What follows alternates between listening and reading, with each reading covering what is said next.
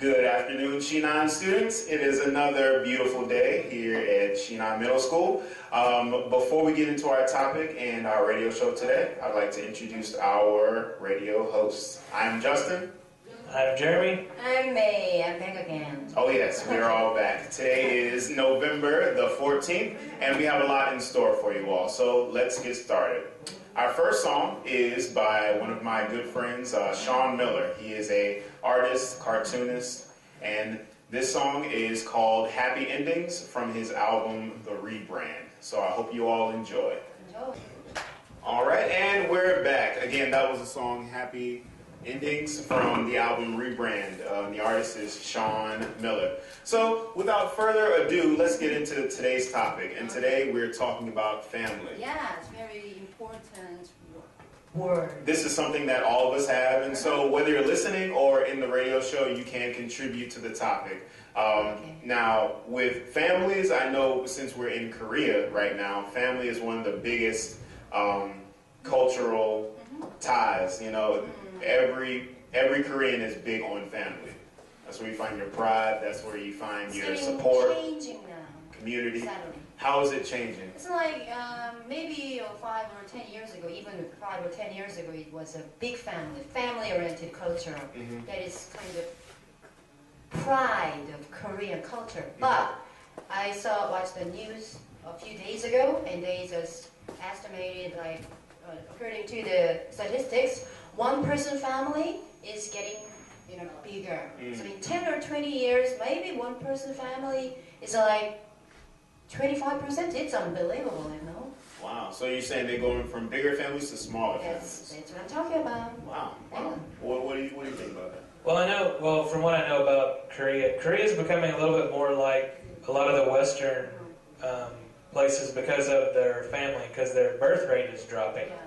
Yeah. And that usually happens when places have a lot of money and because people don't really want to have that many kids because they think it's kind of, they don't think they need anyone to take care of them when they get older. So the birth rate, like in Korea, is kind of like the U.S. where it's starting to get to be a negative thing. So people are just not getting married, or if they're married, they're not having kids. And if you look at statistics, since I'm in psychology, for America, probably the same as Korea, if you have a lot of money, you don't normally have kids. If you're very poor, you have lots of kids. Wow, that's very funny. Yeah, I mean, it's strange sometimes. The first or main reason is because it's costs a lot of huge fortune to raise a kid in Korea. Yeah. It's crazy, you know. So that's the first main reason. Yeah, I know in America they say when you pay for a child from when they're born up to when they go to college, it costs about $1 million US. $1 million. Yeah, so it'd be like 1 billion won. So just for one kid. For one child. Yeah. So it reminds you of the saying, it takes a village to raise a child. So, and it seems pretty backwards. I'm figuring that the people who make lots of money are the people who are going to have big families. Yeah. But it's not. Usually, like you look at Bill Gates and people like that, they might have one kid. A very small family. That's it. They don't go beyond that. Like, if you look in history, like the typical American family is mom and dad and 2 children. Yeah. So they say it's you get married and have 2.5 kids because statistically you have, like, on average the couples have 2.5 kids, so 2 to 3 kids. It's typical Korean traditional families, like first or second generation, like grandparents are living together. Yeah. It's a long story. Yeah. It's quite in the past. It's funny you say that too, is because in America, especially for the black community, the grandmothers usually stay in the house where the father and mother are, just to raise their children. Oh. So in America, there are a lot of single mothers, and so they need that extra hand, that extra help, which is usually the grandmother or grandfather. You're in some talking about cases. black community? Yeah, mostly in the black community. There are a lot of single mothers that I know of in America. They have about 1 or 2 children, and so in a lot of cases, just like in Korea, the grandmother that stays with their children, like if your mom stayed with you, then Eunice would have her mother and grandmother in one house. That's a similar case in America also. Right. Yes. Yeah, when I was growing up, usually in the community I grew up in, the grandparents would have their own house. Like, my grandparents wanted to stay by themselves as long as possible. So my grandparents on my father's side are younger. They're in their mid-70s, so they do fine on their own. My grandparents on my mother's side, they both passed away now, but they moved in with my family, like, when they couldn't really take care of themselves. Okay.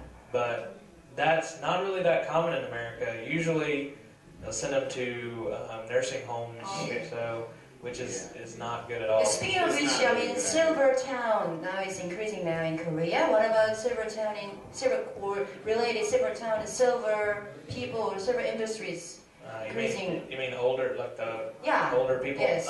Silver Town. Well, we had what we call the baby boom in America after World War II. Yeah. So it's getting to the point of where there are more older people than there are young people. So that's kind of a issue that our generation has to deal with in America, because people aren't retiring as early, so it makes it very difficult to find jobs for people coming straight out of college.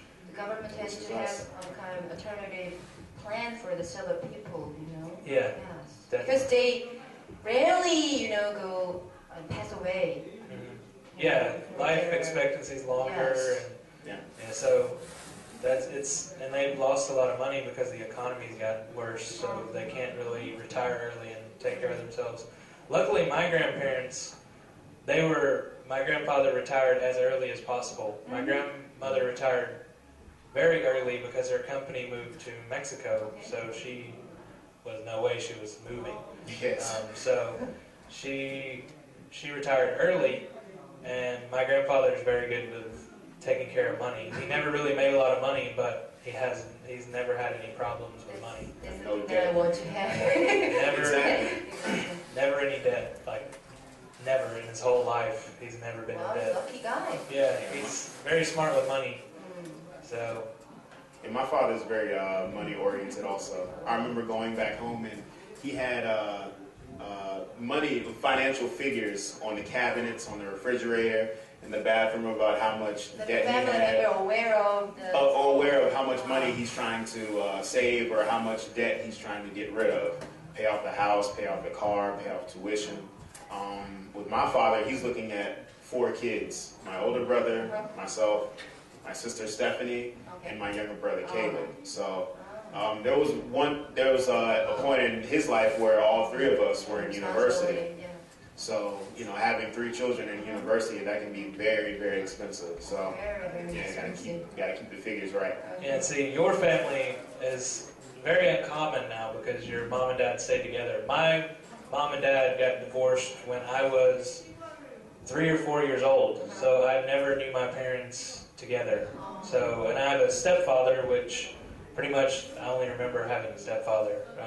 There's a little bit of time when I remember just as being me and my brother and my mom, but growing up, so my family is, of course, I've got my dad never remarried, and then I've got my mom, my stepdad, 2 older stepbrothers, and then me and my younger brother. So the family I grew up with all together was 6 people, so it was a big family, and having 2 older stepbrothers, it kind of teaches you how to grow up very quickly. Absolutely. But I'm the only one in my family who graduated college. My 2 stepbrothers, one of them works for a land surveying company, so he gets things ready and tells companies like how they need to build on this land. And then my younger stepbrother, who's still older than me, he's a firefighter. So he went to fire school, but it's really not a college degree. It's kind of a technical thing. And then my younger brother, he never went. I'm trying to convince him to finally go, and I think he might. But right now, I'm the only one in my immediate family graduated college. That's awesome, man. I thought I was the only one, or the first one to come to Korea. Oh, yeah. But before I came last year, I found out that my uncle was stationed in Korea. In South Really?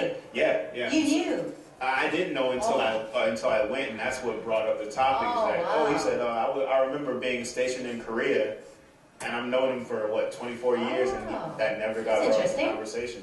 Yeah.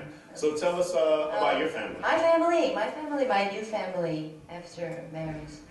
Okay. I think family is a wonderful thing to have in your lifetime, you know. Sure. So for me, it has been 7 years since I made or formed my new family. I think I found my soulmate Yeah. who is living with me at the moment. But funny fact is that now I realize he's my soulmate after 7 years of disastrous arguments and fightings, you know. Sometimes it takes a while. Sometimes it does. Yes, I've been married to him after 3 months of dating. It's too quick, right? Well, not really. Not really. Sometimes yes, sometimes no. It depends. Like, Yeah, it really depends. So I didn't really know him very well before my marriage, so I think it took like 7 years for me to understand him totally. yeah, But you now gotta I get to do. know each other. Yeah, 7 years. For a few times my family was on the verge of falling apart or something like that. But now I love him 100%. Yeah, it happens. You gotta build up that relationship and It took long. build up the family. Yes, I had my wonderful, lovely human being Eunice, Yeah. and then when I just look into her eyes, I think to myself, wow, this kind of incredible, wonderful human being is coming from me and my husband. This is unbelievable. Yeah. That's a good way to look at it. Yeah. It is. Eunice is such a beautiful, loving, wonderful, incredible creature, human being. Yep. Yeah. So yeah, small family, three. Small family. Yeah. Yeah. That's at least family's good. Like. The funny thing is, I wish I had a son, you know, but my husband wish he had a daughter. Oh yeah, of course. I really want to have a Yeah. son, but I don't regret it at all. Oh, yeah, of course Having not. raising a son is Yeah. so. My family was all boys growing All up, boys. so no girls at all. Like 2 generations. Jason's family is very balanced, right? Well, it's funny with even my mom, my aunt, and my sister. They're all the third born in their family. So my mom is the third born out of 7 children. My aunt is the third born out of 5 children, What and my is this? sister is the third born Yeah. out of the 4 of us. So you have 1 brother and 3 sisters? I have No, 2 three. brothers Two and brothers. 1 sister. 1 sister. Yeah. Okay. So I'm one of the 3 brothers. Yeah. So just 1 sister in there. So. Various siblings. You mentioned one good point is that with the in-laws, your Okay. husband's family, or in your husband's case, The your family. family, when you two got married and you try to get along with Get their along.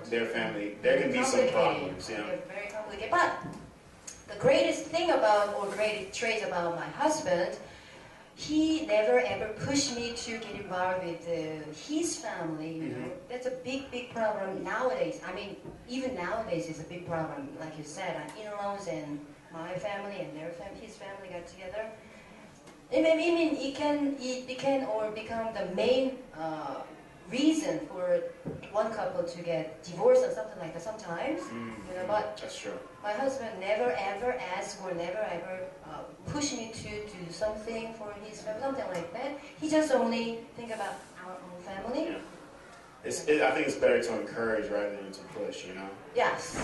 Yeah. Yes, definitely. One different thing, since both me and Justin are in Korea and away from our family, and you were in Australia and away from yours, like it's funny, like coming here, I've made a lot of friends, and I've got a lot of close friends, and they kind of are my second family in Korea, because you kind of have those people to go to while you're here. That's beautiful. So it's not, of course they're not exactly like your family, but they're basically your second family. Like I've got my family back home, I've got some great friends back home that I'll never forget, but I've met a lot of people in Korea that I would have never met otherwise, and they became like my second family. So, like, coming up in a couple weeks is, well, next week, right?